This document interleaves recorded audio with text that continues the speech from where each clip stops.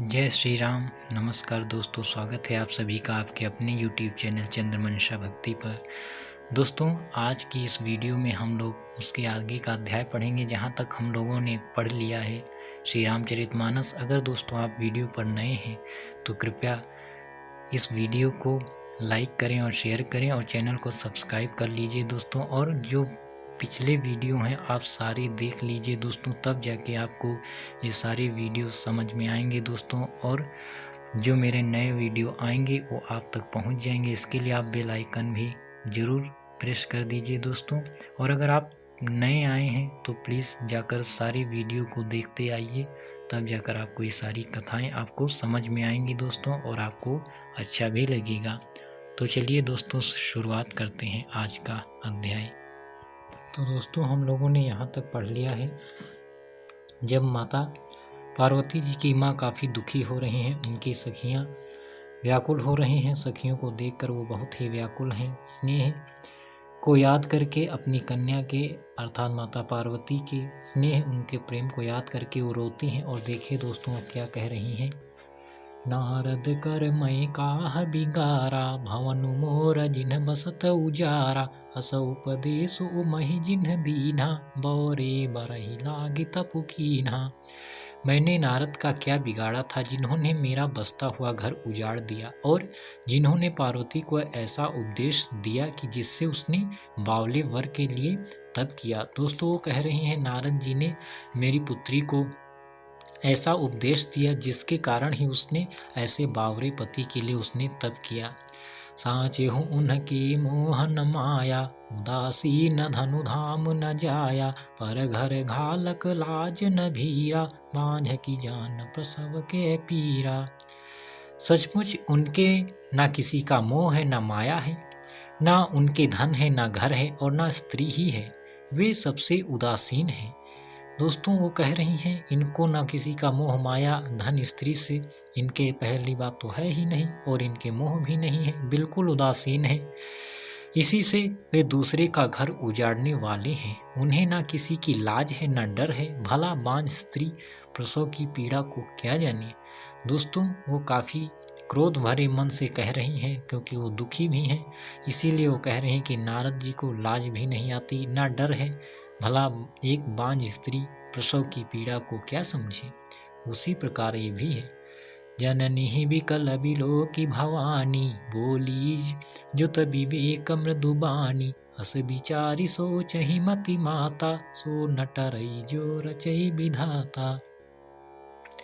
माता को विकल देखकर पार्वती जी विवेक युक्त कोमल वाणी बोली, हे माता, जो विधाता रच देते हैं वह टलता नहीं, ऐसा विचार कर तुम सोच मत करो। दोस्तों माता पार्वती जी कह रही हैं कि हे मैया, जो विधाता ने लिखा है वो टलेगा है नहीं, ऐसा विचार कर तुम अब मत सोच करो, अर्थात दुखी मत हो। कर्म लिखा जो बाउर नाहु, तो कत दोष लगाइए काहू, तुम सन मिटहि की विधि के अंका, मातु व्यर्थ जनि लेहु कलंका। जो मेरे भाग्य में बावला ही पति लिखा है तो किसी को क्यों दोष लगाया जाए। हे माता, क्या विधाता के अंक तुमसे मिट सकते हैं। वृथा कलंक का टीका मत लो। दोस्तों मैया कह रही हैं अपनी माता से कि हे मैया, दोष किसी को मत दो। अगर मेरी भाग्य में जो लिखा है वैसा पति मुझे मिला है, और विधाता के लिख को कोई टाल नहीं सकता। इस कलंक को तुम क्यों अपने सर पे ले रही हो। जनि लेहु मातु कलंक करुणा, परिहरहु अवसर नहीं, दुख सुख जो लिखा लीलार हमरे, जाब जहाँ पाऊब तहीं। सुनि उमा बचन विनीत, कोमल सकल अबला सोचहि, बहुभांति विधि लगाए, दूषण नयन बारी विमोचहि। हे माता, कलंक मत लो, रोना छोड़ो। यह अवसर विषाद करने का नहीं है। मेरे भाग्य में जो दुख सुख लिखा है उसे मैं जहाँ जाऊंगी वहीं पाऊंगी। पार्वती जी के ऐसे विनय भरे कोमल वचन सुनकर सारी स्त्रियां सोच करने लगीं और भांति भांति के से विधाता को दोष देकर आंखों से आंसू बहाने लगी। दोस्तों, वो कह रही, माता कलंक मत लो अपने सर पे और रोना छोड़ो, यह अवसर दुख का नहीं है। मेरे जो भाग्य में दुख सुख लिखा है वो तो मैं कहीं भी जाऊंगी वो मुझे अवश्य ही मिलेगा, उससे मैं बच नहीं सकती। ऐसी बातें सुनकर दोस्तों सारी स्त्रियां सोच करने लगी, दुखी होने लगी और विधाता को ही वो दोष देकर आंखों से आंसू बहाने लगी। तेहि अवसर नारद सहित अरु ऋषि सप्त समेत, समाचार सुनि तुहिन गिरी गवनी तुरत निकेत। इस समाचार को सुनते ही हिमाचल उसी समय नारद जी और सप्त ऋषियों को साथ लेकर अपने घर गए। दोस्तों, जैसे ही उन्होंने ऐसा समाचार सुना कि सारे लोग दुखी हैं, तो उन्होंने नारद जी को और सप्त ऋषियों को साथ लेकर वो घर आए। तब नारद सब ही समुझावा, पूर्व कथा प्रसंग सुनावा, मैं ना सत्य सुनहु मम बानी, जगदम्बा तब सुता भवानी। तब नारद जी ने पूर्व जन्म की कथा सुनाकर सबको समझाया और कहा कि हे मैना, तुम मेरी सच्ची बात सुनो, तुम्हारी यह लड़की साक्षात जगत जननी भवानी है। दोस्तों, नारद जी ने पूर्व जन्म की कथा सुनाई जो अभी आगे भी शायद दी गई होगी कि हे मैना, उन्होंने कहा सच्ची बात सुनो, तुम्हारी यह लड़की साक्षात जगत जननी भवानी है। दोस्तों, माता की उन्होंने असलियत बताई कि वास्तव में ये कौन है। अजा अनादि शक्ति अविनाशिनी, सदा शंभु अर्धंग निवासिनी, जग संभव पालन लयकारिणी, निज इच्छा लीला बपुधारिणी। ये अजन्मा, अनादि और अविनाशिनी शक्ति है, सदा शिव जी के अर्धांग में रहती है। ये जगत की उत्पत्ति, पालन और संहार करने वाली है और अपनी इच्छा से ही लीला शरीर धारण करती हैं। दोस्तों, नारद जी ने बताया ये अनादि है, अजन्मी है, अविनाशिनी शक्ति है और सदा शिव जी के अर्धांग में रहते हैं, अर्थात उनकी अर्धांगिनी है। ये समस्त जगत का आधार है, पालन पोषण करने वाली है और संहार भी करने वाली है। जन्मी प्रथम दक्ष गृह जाई, नाम सती सुंदर तनु पाई, तहु सती शंकर ही विवाही, कहा कथा प्रसिद्ध सकल जग माही। पहले ये दक्ष के घर जाकर जन्मी थी, तब इनका सती नाम था, बहुत सुंदर शरीर पाया था। वहाँ भी सती शंकर जी से ही ब्याही गई थी। यह कथा सारी जगत में प्रसिद्ध है। दोस्तों, उसी कथा को बताया, दक्ष जी की कथा। जब माता पार्वती जो है वो पहले दक्ष जी की पुत्री थी सती के रूप में, उस समय भी इनका विवाह शंकर जी के साथ ही हुआ था। ये कथा सारा संसार जानता है। एक बार आवत शिव संगा, देखो रघुकुल कमल पतंगा, भयो मोह शिव कहा न कीन्हा, रम बस बेशु सिय कर लीन्हा।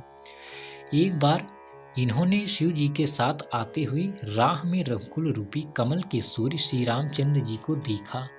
तब इन्हें मोह हो गया और इन्होंने शिव जी का कहना ना मानकर भ्रमवश सीता जी का वेश धारण कर लिया।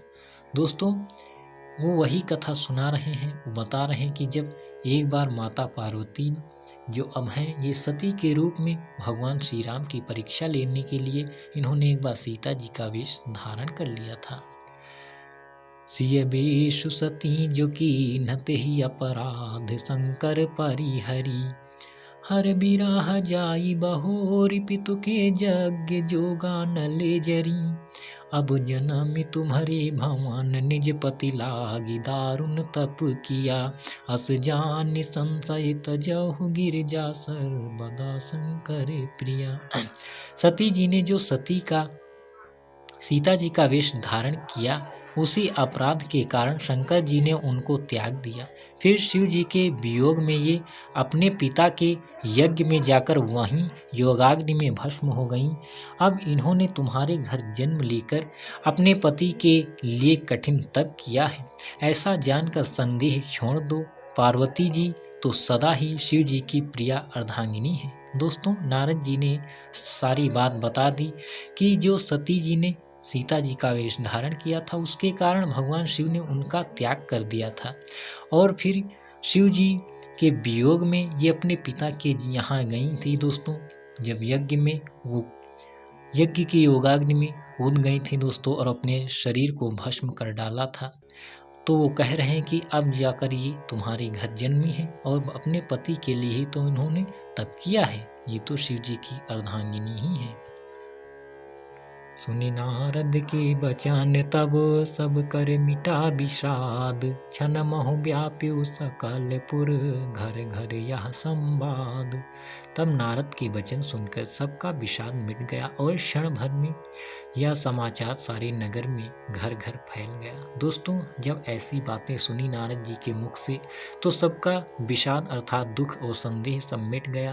क्षण भर में ये सारा समाचार नगर में सारे घर घर में फैल गया दोस्तों। और सबको ये पता चल गया कि ये कोई गलत नहीं हो रहा है। वो शिव हैं, संसार के स्वामी हैं और जगत जननी माता हैं, जो इस संसार की जगत जननी है, पालक हैं, संहारक हैं।